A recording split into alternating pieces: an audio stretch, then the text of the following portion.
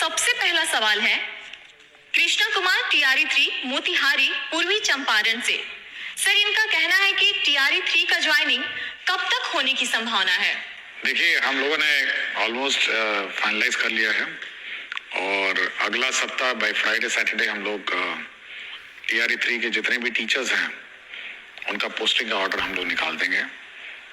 मुख्य रूप से हम लोगों ने पोस्टिंग में यह ध्यान रखा है कि जिस विद्यालय में टीचरों की कमी है, जहाँ पे बच्चे ज़्यादा हैं और टीचर्स कम हैं, वहाँ पर उनका ज्वाइनिंग होगा ताकि पूरे राज्य में जितने भी स्टूडेंट टीचर रेशियो है विद्यालयों का वो बराबर हो सके। तो अगला सप्ताह बाय फ्राइडे सैटरडे हम लोग टीआरई 3 का पोस्टिंग ऑर्डर्स निकाल देंगे और सभी टीआरई 3 के जो टीचर्स हैं वो मंडे से अपने स्कूलों में ज्वाइन करेंगे। सर, अगला सवाल केशव कुमार विशिष्ट शिक्षक बुनियादी विद्यालय बखरी मुरौल मुजफ्फरपुर से है। सर, इनका कहना है कि माननीय मुख्यमंत्री जी के द्वारा बैकलेस सैटरडे की शुरुआत की गई थी। बैकलेस सैटरडे के अंतर्गत प्रत्येक महीने के लिए कुछ खास विषय वस्तु निर्धारित किए गए थे।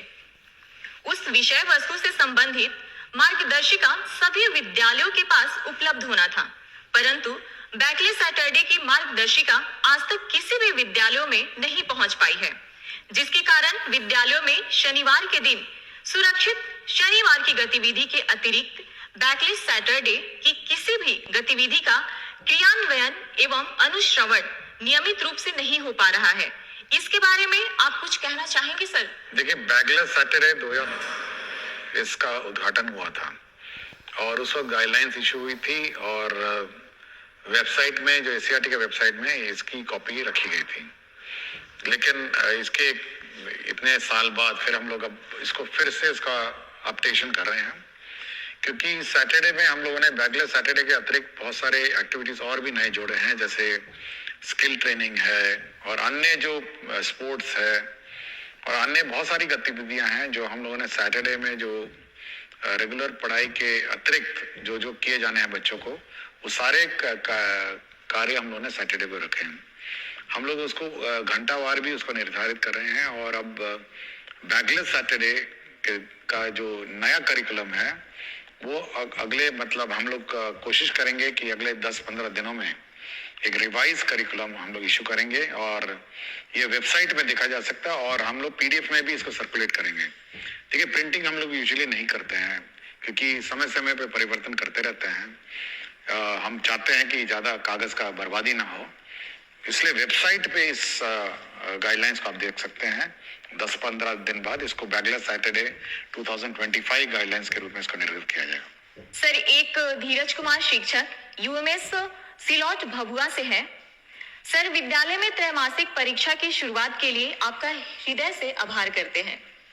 सर, इनका कहना है कि जिस तरह शिक्षकों के लिए टीचर ऑफ द मंथ की बेहतरीन शुरुआत आपके पहल से हुई है, ठीक इसी तर्ज पर स्कूलों में बच्चों के मंथली टेस्ट के बाद आपके माध्यम से प्रत्येक माह 5 या 10 विद्यालय के प्रधानाध्यापक के साथ वीडियो कॉल या कॉन्फ्रेंस कर बच्चों को प्रोत्साहित किया जाए तो बच्चों को बहुत खुशी मिलेगी।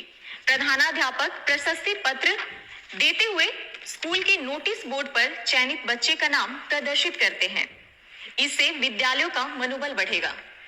देखिए, हम लोग जो टीचर्स ऑफ द मंथ है वो हर महीने हम लोग इवैल्यूएशन करते हैं और हर महीने हम टीचर्स ऑफ द मंथ का हम लोग सर्टिफिकेट इशू करते हैं और हम लोग यह भी कोशिश कर रहे हैं कि टीचर ऑफ द मंथ के जो टीचर्स हैं उनके साथ वीडियो कॉलिंग करके, वीडियो कॉन्फ्रेंसिंग करके हम उनसे फीडबैक लेंगे।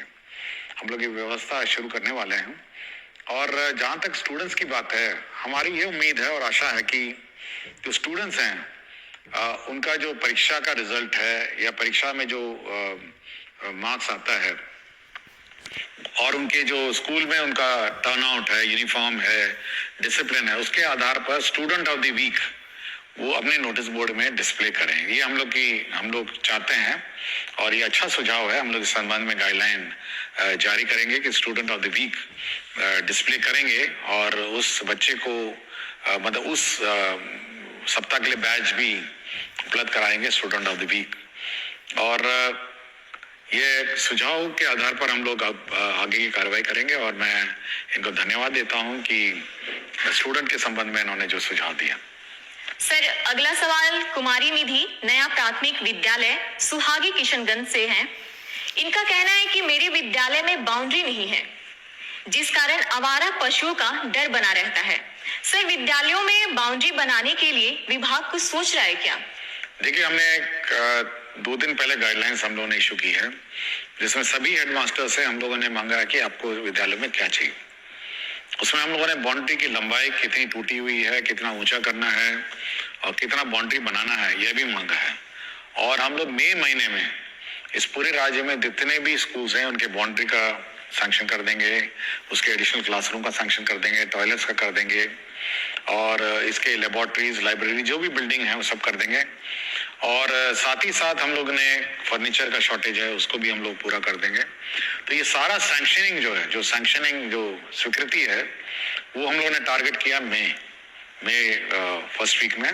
उसके बाद इसकी आपूर्ति की प्रक्रिया जून, जुलाई, अगस्त तक ये हम लोग का लक्ष्य है कि जुलाई से पहले ही कम से कम सारी चीजें बन जाए। सर, एक आशीष कुमार गौतम जी हैं, विद्यालय अध्यापक उच्च माध्यमिक विद्यालय माधोपुर मनेर पटना से। सर, ये कहते हैं कि बिहार बोर्ड 10वीं और 12वीं का परिणाम देश भर में सबसे पहले जारी कर एक कीर्तिमान बनाता है, लेकिन 10वीं के रिजल्ट के 1 महीने बाद 11वीं में प्रवेश प्रक्रिया शुरू किया जाता है, जो लगभग जुलाई तक चलता है, जिस कारण बच्चे काफी समय विद्यालय से दूर रहते हैं। सर, जिस तरीके से शिक्षा विभाग कक्षा 1 के लिए नामांकन अभियान चलाती है, क्या उस तरीके की कोई ऐसी व्यवस्था हो सकती है जिससे मार्च में परिणाम प्रकाशित होने के तुरंत बाद 11वीं के प्रवेश प्रक्रिया शुरू कर अप्रैल द्वितीय सप्ताह से कक्षा आरंभ किया जा सके तथा पूरी प्रवेश प्रक्रिया अप्रैल अंत तक समाप्त किया जा सके? देखिए, हम लोगों ने अभी डायरेक्टर सेकेंडरी को यह निर्देश दिया है कि वे गाइडलाइंस निकालेंगे और जितने भी 10th पास हैं वो प्रोविजनली एडमिट हो जाएंगे 11th क्लास में उनके अपने पंचायत में, क्योंकि हर पंचायत में अब हाई स्कूल है। तो प्रोविजनली सभी को एडमिशन करके क्लासेस स्टार्ट करने का मैंने निर्देश दिया है। हम लोग मंडे से मॉनिटरिंग करेंगे कि कितने बच्चों ने 11th ज्वाइन किया है और उनकी कक्षा मंडे ट्यूसडे हो सकता है 2-3 दिन लेट हो जाए, लेकिन अगले सप्ताह से सभी 11th क्लास के बच्चों का क्लास शुरू करना है। यदि किसी बच्चे को कोई और स्कूल स्थानांतरण करना है या टीसी लेके किसी अन्य स्कूल में दाखिला करना है तो उसकी प्रक्रिया अलग है, किंतु प्रोविजनली सभी लोग अब 11th क्लास जो है अपने ही पंचायत में इमीडिएटली अगला सप्ताह ज्वाइन करें और अपने क्लासेस शुरू करें। सर, रश्मि बाला बरनवाल विद्यालय अध्यापक उच्च माध्यमिक विद्यालय सुपौली पचरुखी सिवान से हैं। ये कहती हैं कि अंग्रेजी विषय को 9वीं और 10वीं में भी अनिवार्य किया जाए। इन स्तरों पर अंग्रेजी सीखने और अध्ययन करने के लिए छात्रों को आकर्षित करना कठिन है, जिसके कारण उच्चतर माध्यमिक स्तर पर अंग्रेजी में खराब प्रदर्शन होता है, क्योंकि उन्हें अंग्रेजी समझने में वास्तविक कठिनाई का सामना करना पड़ता है, जो पहले से ही दूसरी भाषा है और उन्होंने इस कक्षा 10 तक गंभीरता से नहीं सीखा है। लेकिन हम लोग इस बार 9th, 10th, 11th, 12th में बुक्स, बाइलिंगुअल बुक्स हम लोग लाइब्रेरी में उपलब्ध कराएंगे। सारे बुक्स 2 भाषा में होंगी, एक हिंदी में और अंग्रेजी में, और एक ही किताब होगी, एक तरफ हिंदी रहेगी, एक तरफ अंग्रेजी रहेगी। हमारी कोशिश है कि जो बच्चे हैं वो जब हिंदी पढ़ रहे होंगे उसका अंग्रेजी रूपांतर भी साथ ही साथ पढ़ेंगे, और हम लोग अच्छी संख्या में उपलब्ध कराएंगे किताबें और कोशिश करते हैं कि बच्चे 9th, 10th, 11th, 12th जो हैं वो दोनों भाषाओं में पढ़ें और धीरे धीरे वो माइग्रेट करेंगे और अंग्रेजी के टेक्स्ट को समझने की कोशिश करेंगे, ताकि हायर एजुकेशन में जो भाषा में वो हायर एजुकेशन प्राप्त करना चाहते हैं उसमें उनको सहूलियत मिले। सर, अगला सवाल रंजीत कुमार प्राथमिक विद्यालय कन्या लक्ष्मीपुर रोसड़ा समस्तीपुर से है। कहते हैं कि हमारे विद्यालय के एक ही कैंपस में 4 प्रारंभिक विद्यालय संचालित हो रहे हैं। सभी को मर्ज कर देते तो पठन पाठन में सहूलियत होती। चेतना सत्र एवं अन्य विद्यालय गतिविधियां साथ साथ संचालित होने से बच्चों को परेशानी होती है। इसके संबंध में कुछ कहना चाहेंगे सर? देखिए, हम लोग बहुत स्पष्ट डीओस को कह चुके हैं कि जो स्कूल्स आपके एक ही परिसर में हैं उसको आप मर्ज करिए और सभी पठन पाठन कार्यक्रम इंटीग्रेटेड चलाइए। ये हम लोग पहले भी बोल चुके हैं और हमको जानकारी है कि ऐसे बहुत सारे कैंपस हैं जिसमें 2 स्कूल चल रहे हैं, 3 स्कूल चल रहे हैं, तो सभी लोग इंटीग्रेटेड रहें, एक ही कैंपस में रहें। अब ये संभवतः 3 हेडमास्टर होंगे तो वो हेडमास्टर अपना अलग करना चाह रहे हैं, दूसरा हेडमास्टर अपना अलग करना चाह रहे हैं, तीसरा हेडमास्टर अलग करना चाह रहे हैं।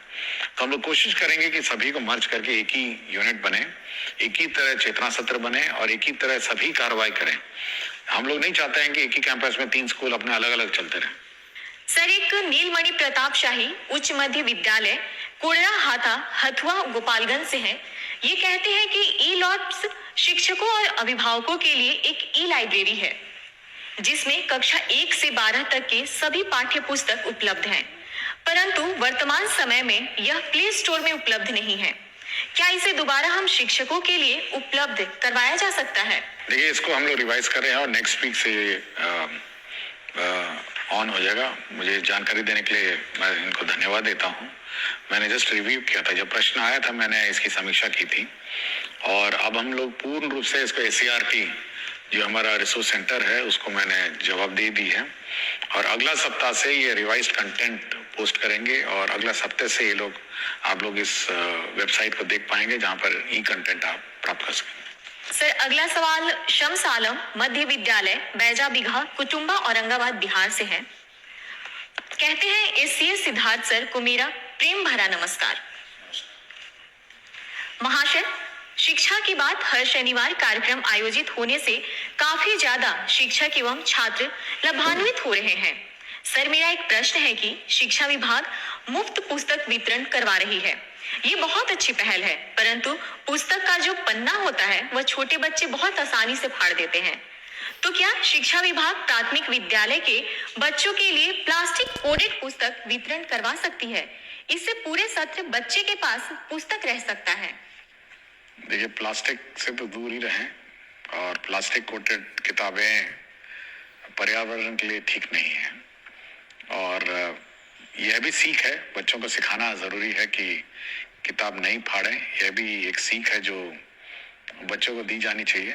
बच्चे संभाल के अपनी किताबें रखें, सरकार बड़ी मुश्किल से प्रिंट करके देती है, तो धीरे धीरे बच्चे सीख लेंगे।